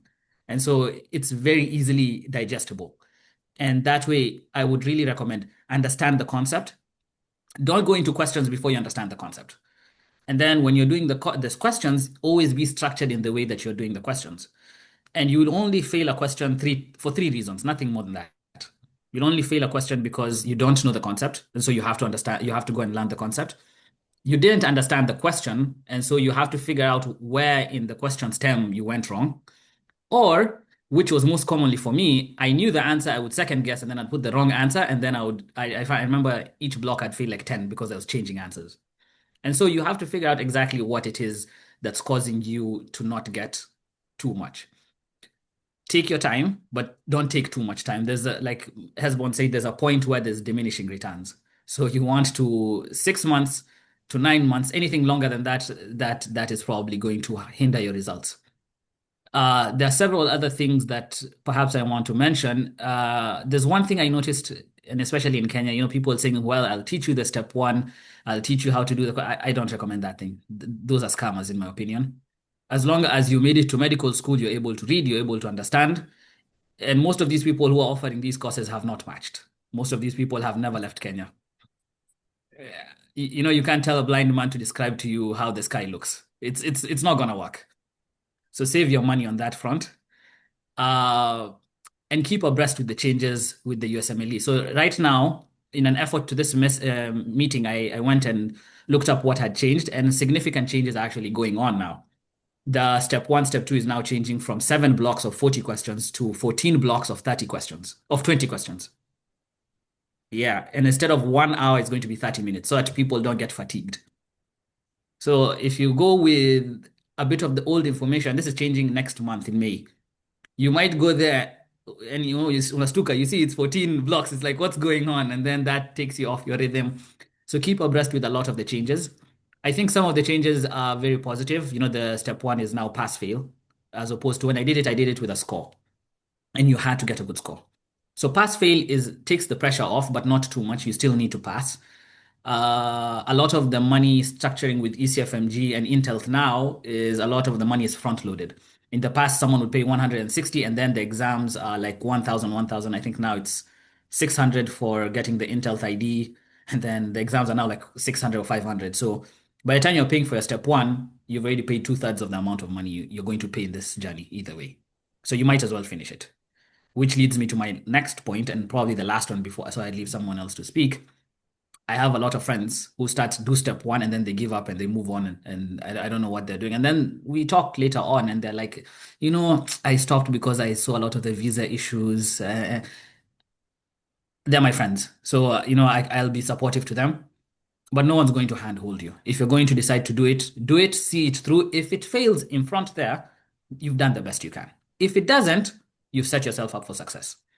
And if you're still a medical student, this is the best chance to do it because if you do your step one, you will actually get opportunities to go for electives at universities, as opposed to observerships where you don't get patient care. And so, an observership is below an elective. An elective, you actually take care of patients. To mention this, I have a friend who just matched this year. He's a fifth year medical student from Makerere, and he's matched at a big university program because he did his step one. And then he did an elective at that university and they liked him. And so he's graduating this month. He's coming for residency July. And I wish I thought, I had known about these were the options in the past. You're being told now. So you know that there is something to gain by doing it early. There's something to gain by actually committing to it. And I would recommend you to, follow through with it. Awesome. Is externships the same thing as sub-I? What is externship? Externship is a fancy name for an observership, I think. It's how you sound nicer. Just observership. Yeah. Okay. Yeah. All right. Just Frank, let me just elaborate some Omar points. And based on the question somebody asked. So the issue is the observership and when you rotate as a medical student, that's an elective. You touch patient, you examine them, you present just like any other medical student. But when you come to rotate to get US clinical experience after you graduated, your patient contact is limited. Although you get to see the system and everything else, it sounds fun, but it's limited. So real for you as a medical student, struggling and trying to come before you graduate, that gives you a big return for your money in terms of exposure, what you do and what you are able to do. So that's a limitation there. And that's why you should really focus to try, especially if you're preparing well. When you finish MD4, before you go to MD5, that's time you do your elective and you'll get big return for your money. All right. Awesome. And I love Mohammed's point about limiting the number of sources of information. I remember in radiology, we would have like video review material from Duke, from MGH, from UCSF, you'll collect it from Stanford, and then you'll have like something like 5 terabytes of like video, like review.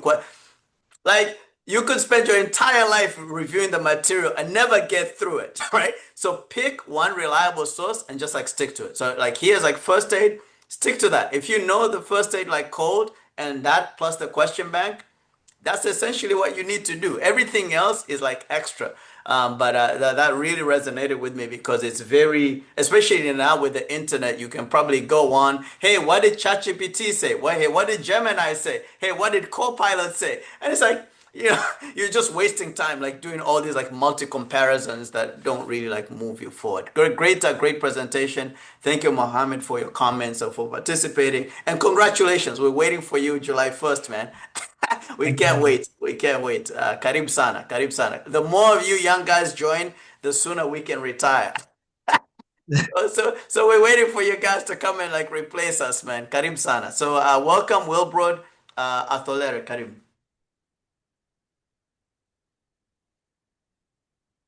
You are mute, Karib. Yeah, go ahead. Yes, thank you so Yeah, much, yeah, Dr. Minja.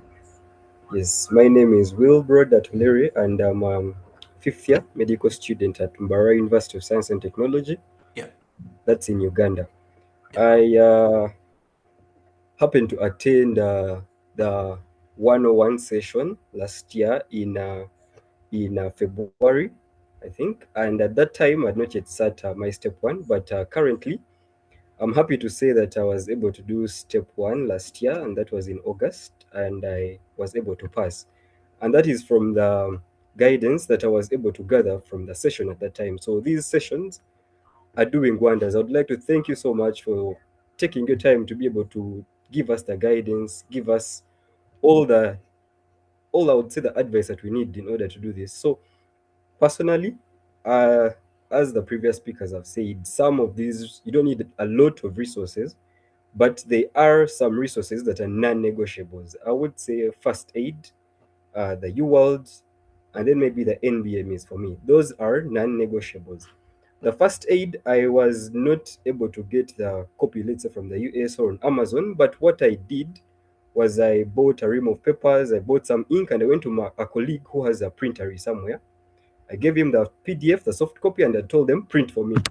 Because I really needed to get the hard copy version, I needed to have to flip some pages. It's not very easy to just scroll on the computer and all that. So for us who are very far from the resource in the US, I mean, we can look through other ways of doing it. You can print the book, have it as a hard copy. I mean, I believe for me it was one of the things that made it so easy to move to deal with the first aid. And currently, I have my hard copy. Whenever I maybe want to go back and look at something, I'm preparing for my step 2 CK.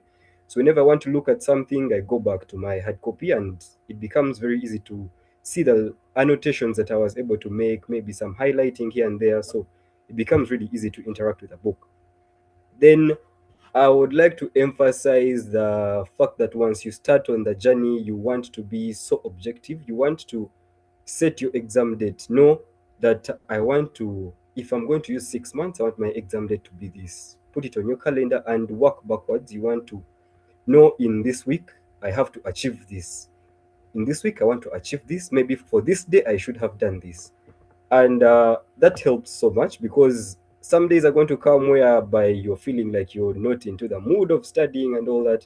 But you look back at all the work that you have to do and you're like, you know what, if I don't do this, then I'm going to most probably be very behind on my schedule. In fact, for I know some people are very self-driven, they have a lot of drive, but then some others might be not so self-driven. So what I went ahead to do on top of that was to inform one of my colleagues, you know what, this is my plan, this is my schedule, and I want to be accountable to you. Whenever I don't achieve my plan for the day, you should be able to give me a penalty. I would, whenever I would not meet my plan for the day, I would get him supper, and in one way that made me become more aggressive with my work, so that he does not get my money. So you have to look for ways, motivators, things that keep you going because it's a marathon. It's not going to be a sprint.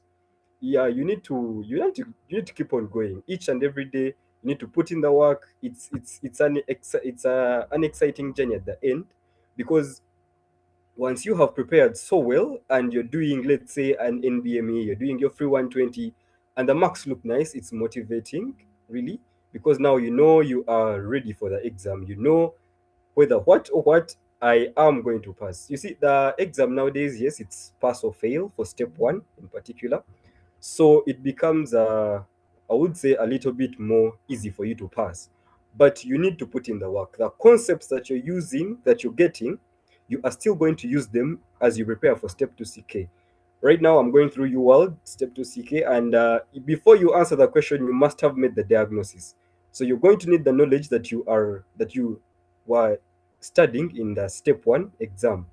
So those concepts, as Dr. Omar had said, you need to make sure you understand the concepts. If you don't get those concepts and you get just the surface information, you might be able to pass the question, but later on, as you're doing your step 2, it's going to come and haunt you, and you might have to go back and understand the concepts because you didn't at that right time.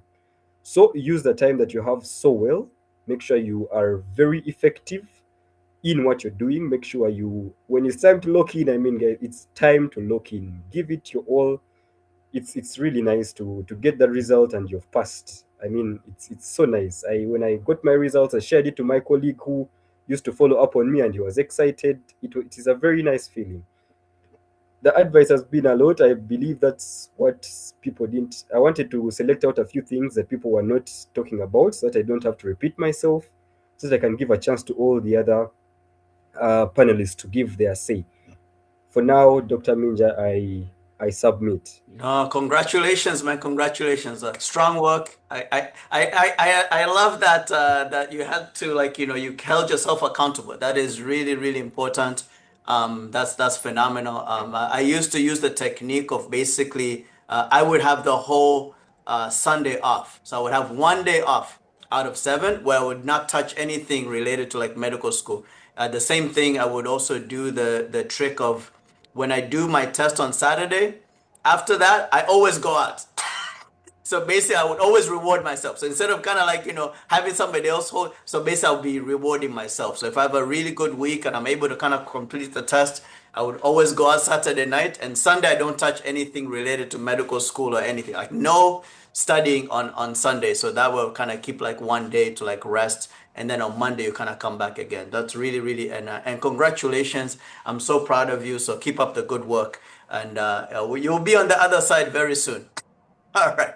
Welcome, Hopefully, my Kevin. amen. Yeah, Karim Sana. Kevin, and then next we'll have Habibu. Karim Kevin. Hello. So I'm Kevin Goy. I am a medical doctor from Tanzania. I graduated in 2020 from Muhimbili. I came to the States around 2023. I did my master's in public health for 2 years here. Very recently finished in 2025, and I'm now working as a teaching instructor at a college here in Milwaukee, Wisconsin. My USMLE journey, I have always kind of known that I wanted to practice in the States. The Tanzanian doctor life was not for me. But so I wanted to start studying from the time I was in school, but I didn't know exactly how to go through it. It was until I finished internship. A colleague of mine at the time told me about using it was Boards and Beyond. And first, I knew first aid. I had a hard copy book, but again, and this is the point I wanted to make. We have all talked about first aid, but first aid is a big book. It is a big book, and it's very summarized. It is very hard for you to go and read first aid from the get-go and understand what's kind of going on. You really need to get context of what you're reading from the video. So I would go through Boards and Beyond for my case, and then from the video, I would go back to first aid on that particular chapter they're talking about. And I'll do that continuously until I'm done with a particular chapter. And in my schedule, it was 1 week of studying the material and 1 week of doing the questions. Something that was a bit different for me was that I had a colleague who I would do questions with at least 1 day or 2 in that week of the questions. And in such a way, we're keeping each other kind of accountable in the process, because it is a marathon. It's a marathon in the preparations. And I don't think this has been talked about, but the exam itself is 8 hours, the first step 1 exam. The first time I learned about the exam being 8 hours, I was like, wow, what are these people doing? How is it even possible? But of course, there are strategies, and everyone here who has gone through the process has done it, and you are most very likely able to do it from how you have been trained in school and stuff like that. So having a partner who you are with, um, having someone with, you're not going to be as fast as you can be alone, but you are going to go more farther. To use an analogy, I was a very frequent avid runner when I was in med school, and it was until I had a friend I would go in the morning to run with. That's when I became very, very consistent with it. So it really helps to have a partner to in this journey to keep yourself consistent. So, and also for first aid, yes, there's been a very big emphasis on having the hard copy. Um, but that shouldn't discourage you. If you do not have the hard copy, the soft copy works just as well. In my opinion, it works even more better because you can search for things very quicker. Just Control F, you search for what you are looking for, and you are there right now.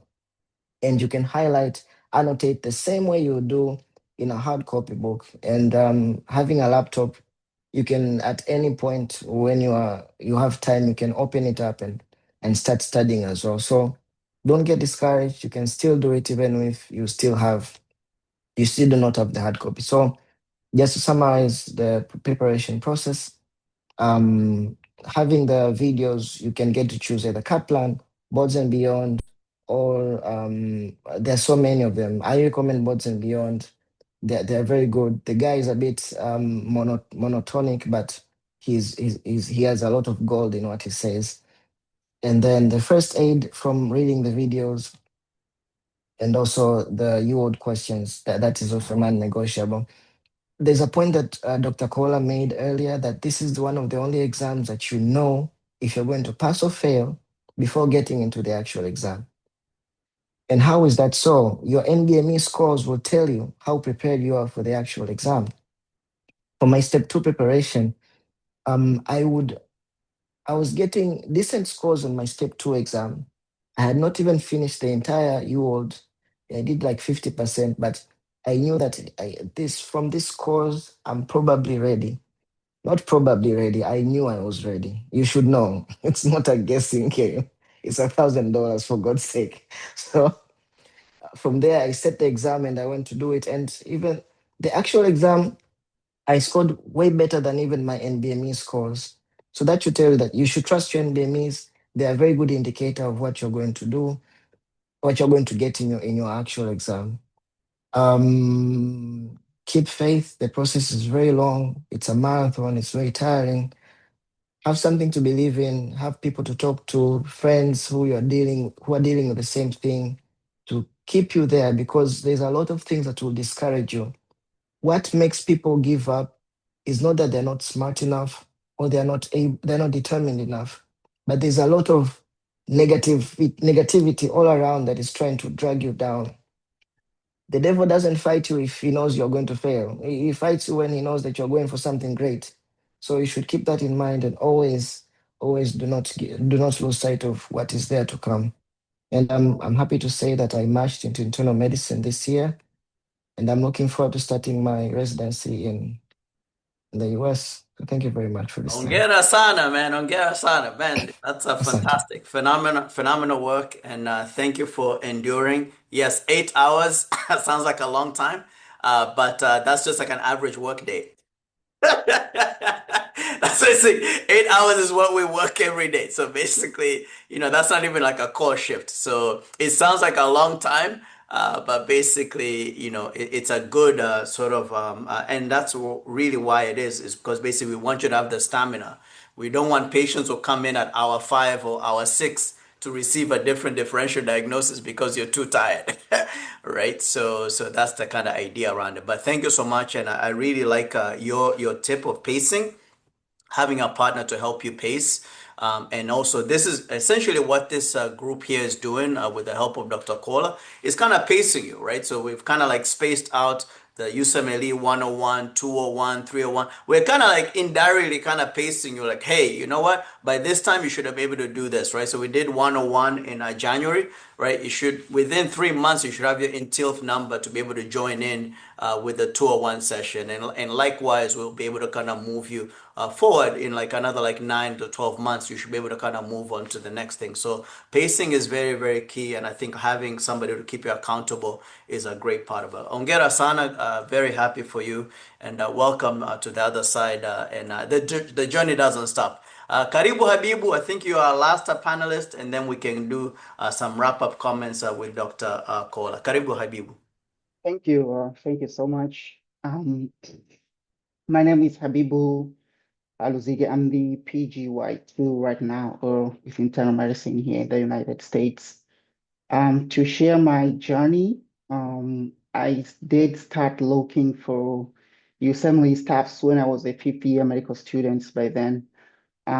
Actually, like most of the panelists, I didn't have any information as to what needs to be done for you to go over the journey. So I was like searching over the internet, looking for people who have done these stuffs, and then I was able to get a hold of Dr. Kola. So actually, I did connect with him, and then he actually gave me the guidance and as to what to do.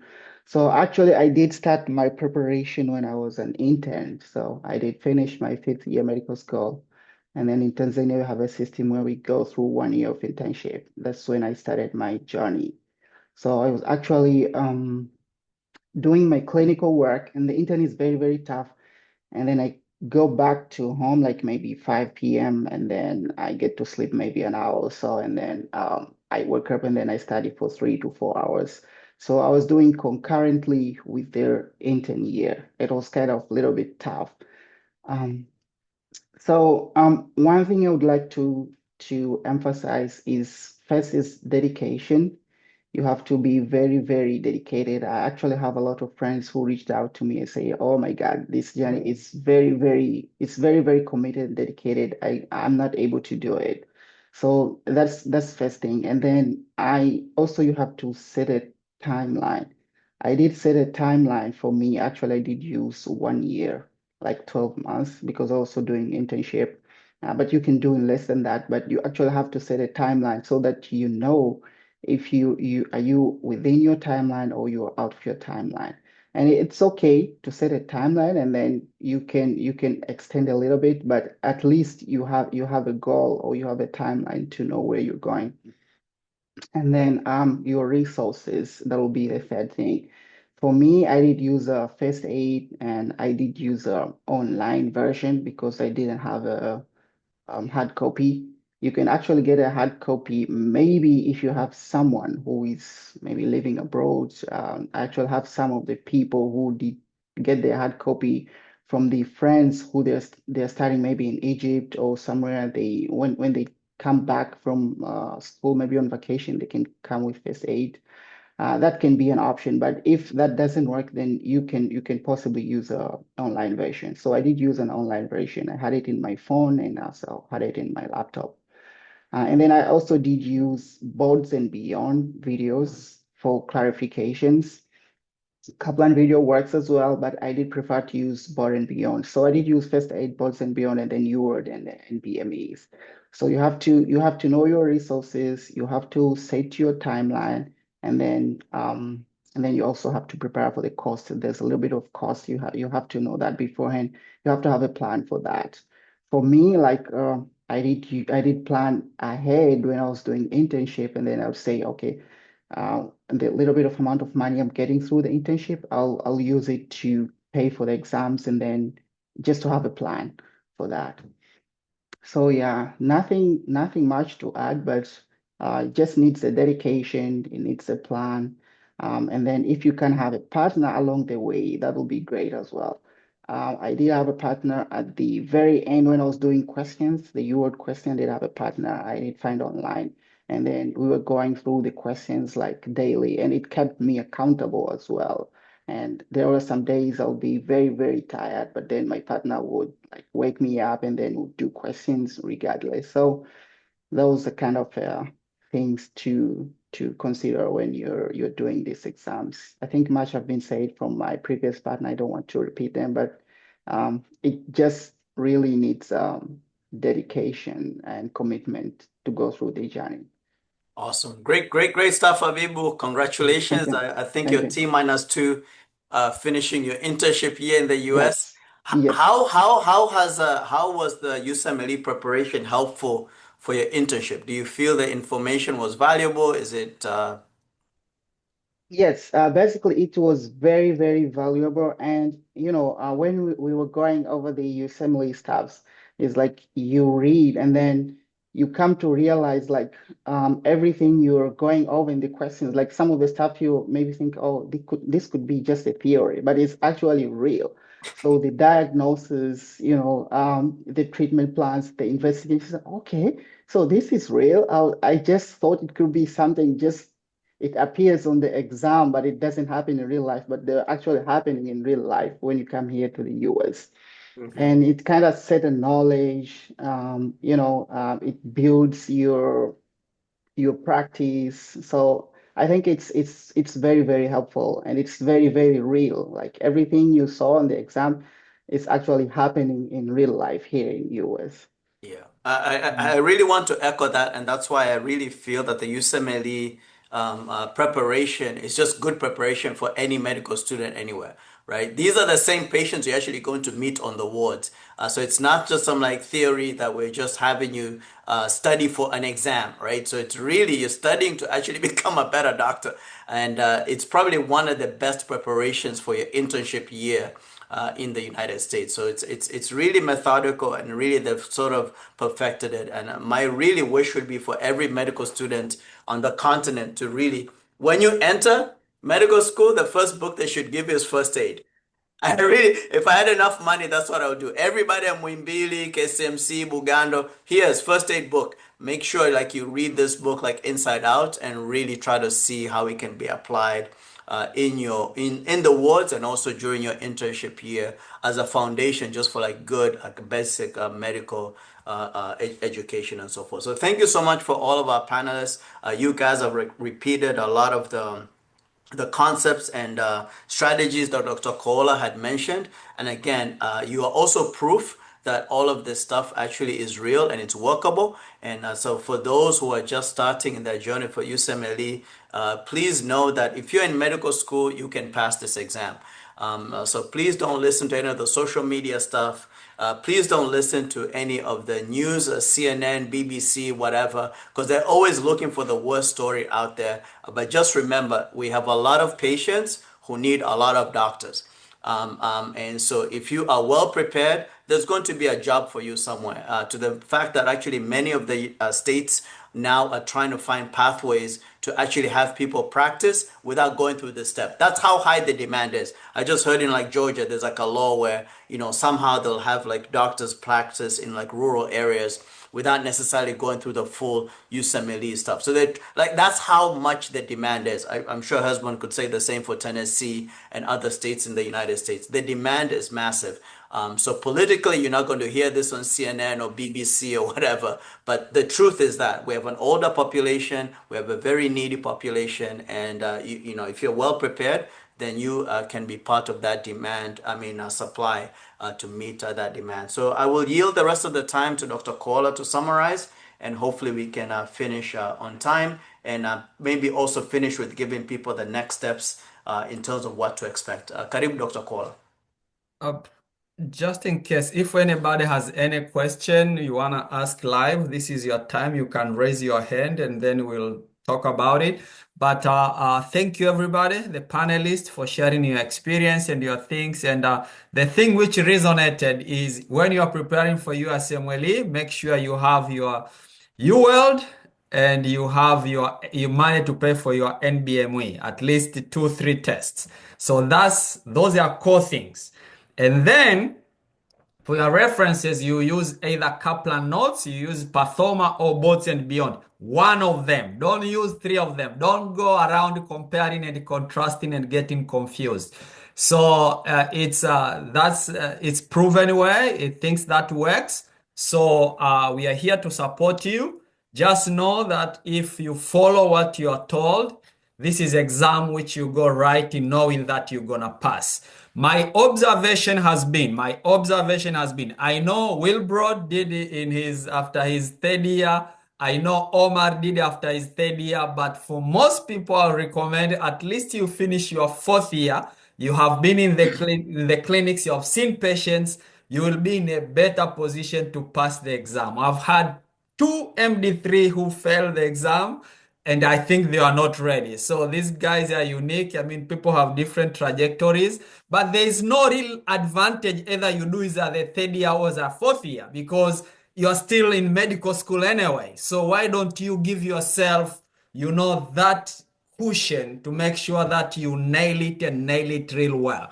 So that's my advice. But if you do and pass it, don't come and show me like Dr. Cool, I did it. You can do it, but I'm just giving you what I think will work better. But meanwhile, you guys, hold yourself accountable, get focused, put the distraction away. In the next session, I think Professor Minja said, doing medicine is like playing football. If you are very good, you play in Premier League, Bundesliga, and the like. But if you're weak, you play in the third division somewhere. Uwanja wa mchanga. There is no even grass; it's just mchanga and holes.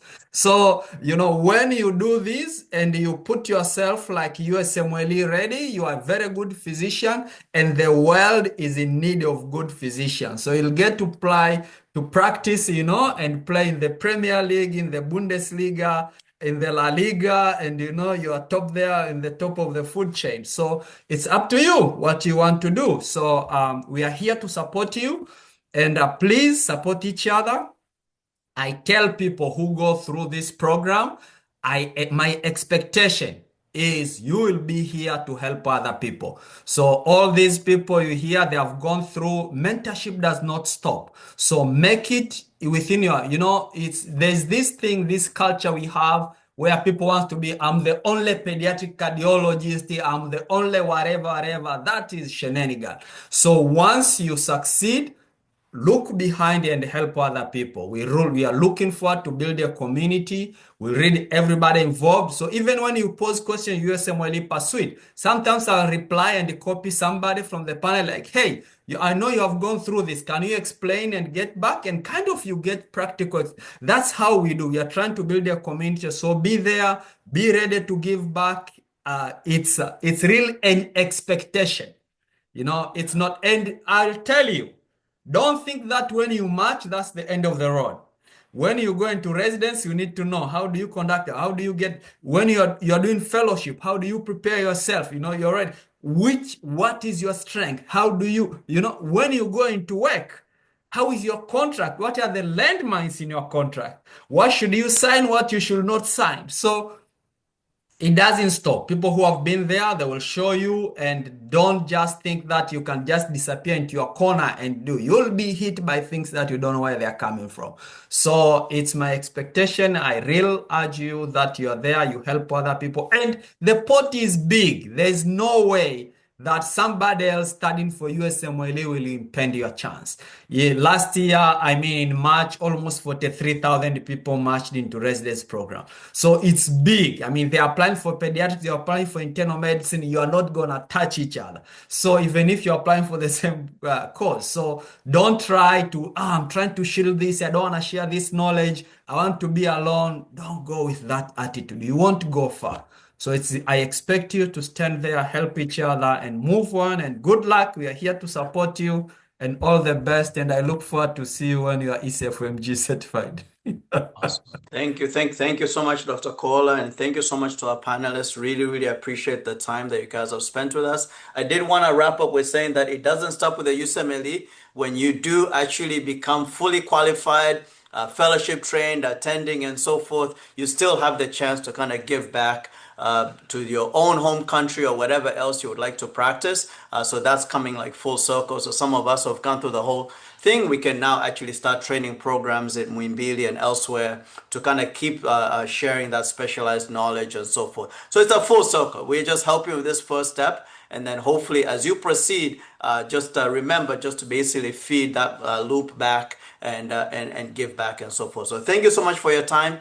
Thank you for the attention. We covered a lot of information. Some of this will be posted on YouTube. James will share the link.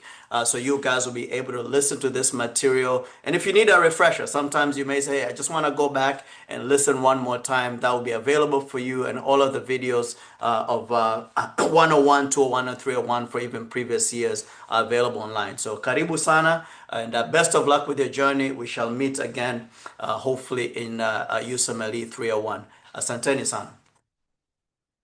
All right, man.